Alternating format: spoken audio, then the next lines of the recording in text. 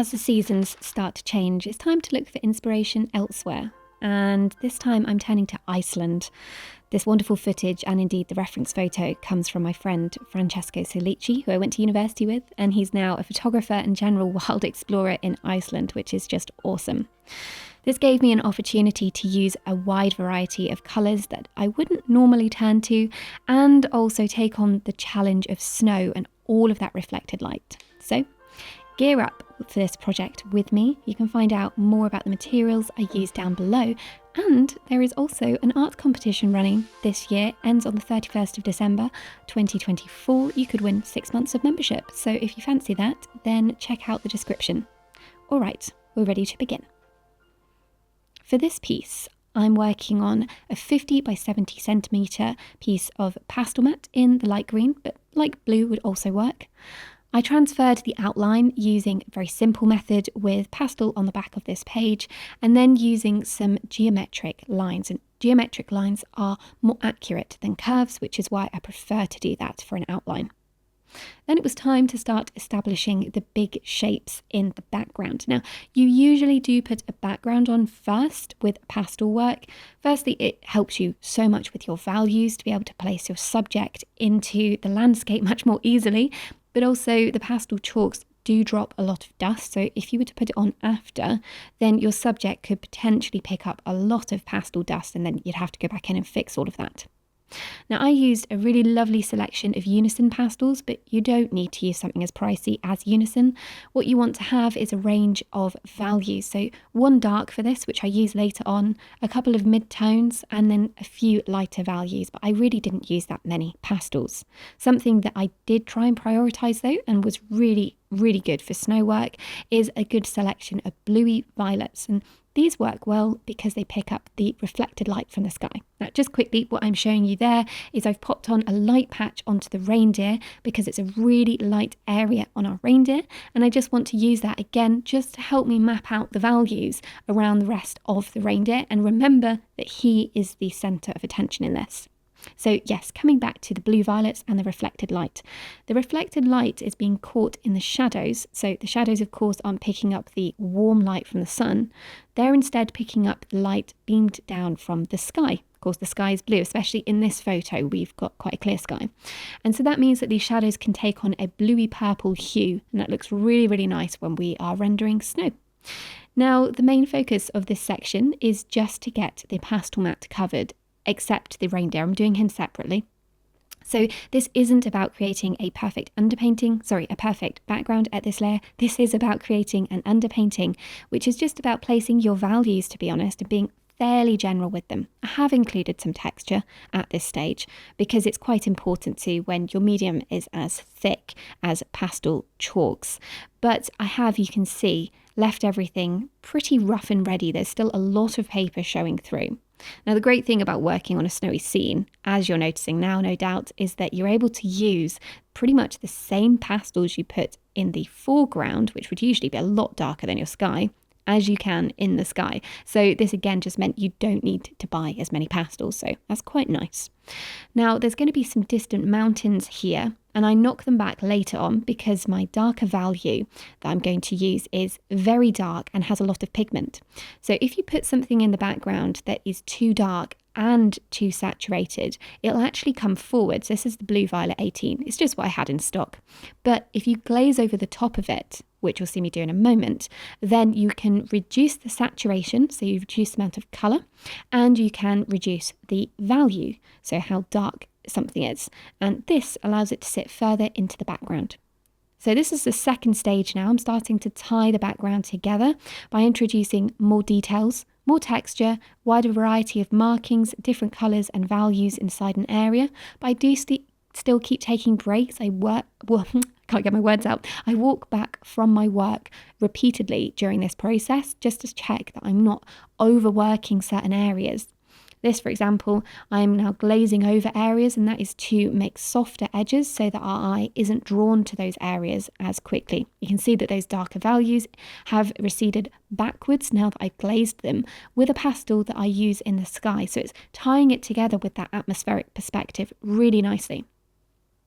Now I do use a soft tool. I don't show you in this because it's just a little bit boring to watch, but I do use a soft tool to help push the pastel into the page for the sky. But to be honest, I want to retain as many of those natural pastel textures as possible by the end. For the reindeer, I start with the lighter values first. Now the reason I do that, particularly on this drawing, is because we've got a lot of reflected light. So once the light has gone in, the very lightest parts, I've then popped in the blacks, and I'll work on the browns as well. And the reason for this is to help me measure the reflected light, particularly on places like the belly, which would naturally usually be darker, because usually he'd be walking along something like grassland and it's not going to have nearly as much reflected light catching the stomach. Instead, the stomach would be in shadow and helping to give him that nice 3D form. So when we're working with a subject that's in a snowy landscape, the lighting changes considerably, and we've really got to be careful how we balance things to make sure that he feels 3D but also feels quite illuminated by all of this incredible reflected light in the area. So you can see what I've done here is carefully pull things together with a selection of midtones. Now I've used a lot of neutralized colours, greys, and then I have used some sort of golden browns to try and bring some sunshine into areas. But the values of those, if you squint at the screen, particularly on the belly, it kind of feels flat at the moment because that is catching quite a lot of light. You'll see I'll add a slightly deeper shadow around the shoulder that just helps to bring in some dimension, and then I bring out a little bit more light in the shoulder as well. But it's a very careful, slow process. You can't just put a nice big deep shadow under the belly, because unfortunately it's not there, it's picking up reflected light from the snow. So it's quite unusual, but it also makes for a great challenge. So this is the second stage of the reindeer now, and just like we did with the background in the second stage, this is about adding more detail, wider variety of values and colours within the same area. Obviously for the reindeer we have to consider fur texture.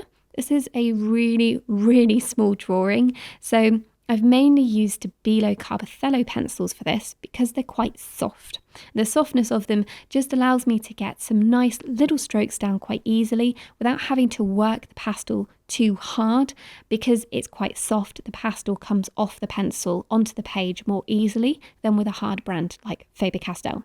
I have used the Faber Castell for the darks because I have to say they're my favourite when it comes to a good selection of dark browns or dark greys. I just think they do a really good job because they're a slightly higher quality pencil, there's more pigment in them. So for my lightest lights, talking about pencils again, this is a Caran the Bismuth White 811. I do also use the Chinese white, but only a tiny bit. You could get away without it if you wanted to. And the reason I have bothered to invest in really high quality and quite expensive pencils for the lighter values is, again, this is a really small area. So we've got fewer strokes to get more pigment in. But also, because it's a small area, again, I want a nice soft pencil that will just put the pastel down really easily. So the Caran will at once put down a lot of pigment because they are quite expensive, and then being soft will also lay down the pastel nice and easily without me having to work at it too much. So for other areas where we still have some light values but they're softer, I can return to my cheaper brand, the Stabilo. I don't need to worry about the fact that it's not going to put down quite as much pigment in those areas because I don't need them to be super bright. The Caran, remember, when it comes to the light values over the whole piece, those pencils are competing with the might of Unison. Now, the Unison pastels are a chalk, and chalks naturally have more pigment in them. They are much more highly pigmented, even your cheaper brands, than your pencils. And so because of that, it just means that the Caran, it's really needed to shine out of the page. And it is a testament to the high quality of those pencils, but you don't need to buy a full set of them. Just a couple here and there will see you through quite nicely. So Stabilo here, again, working on the softer, lighter values, using a range of neutrals with this lovely grey, and using some very honey sort of browns in there, again bringing in the sunshine, and it's also rounding me out of the darker values around the shadow and the hip and the leg really, really nicely. I've been quite careful how I use those colours. I don't want to make him too colourful because he's in a very blue environment, so he could end up looking a little bit false. For this section, I put the dark values over the top of the light because it's dark fur. So because it's dark fur, I want to add those details in, but without making that whole section feel as though it's in shadow. So between the areas of dark fur, we've got lighter values. So just modelling out more of the light now along different areas of our reindeer. Comes together quite quickly, but you do want to take quite a few breaks just to make sure you're seeing everything accurately. When it came to the face, I really had to take my time, even though it's so small. And I took quite a few breaks as well, just to make sure that I was seeing everything accurately.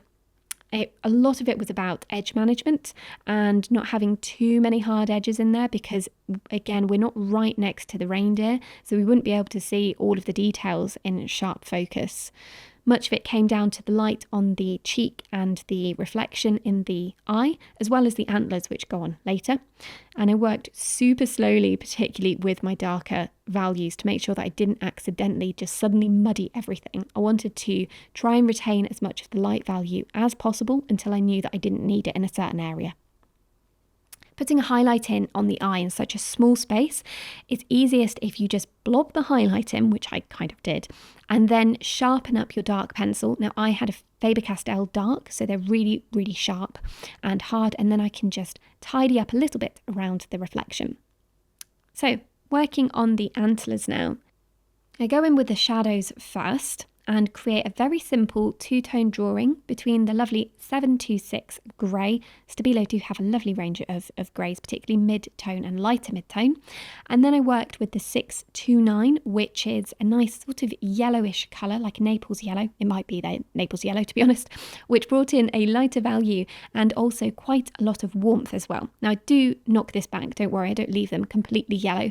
I neutralise it with a nice warm grey, the 704, and this just brings together the shadow and the lighter areas, and we have a nice, simple, clean area to work in. All the pastel board is covered, and we can just put our highlights on top and intensify the shadows as well, which does happen in a moment. So the last little bit of Caran dash heading in there, I don't put it all over, I just put it in the very brightest parts. And then again, there's a few shadows that are darker in value than the 726.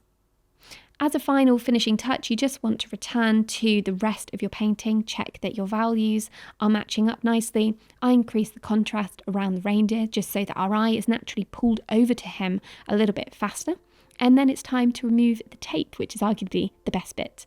Now, as I mentioned, there is a competition running until the 31st of December 2024, open to everyone. You just need to submit a seasonal themed pastel pencil or pastel chalk drawing or painting.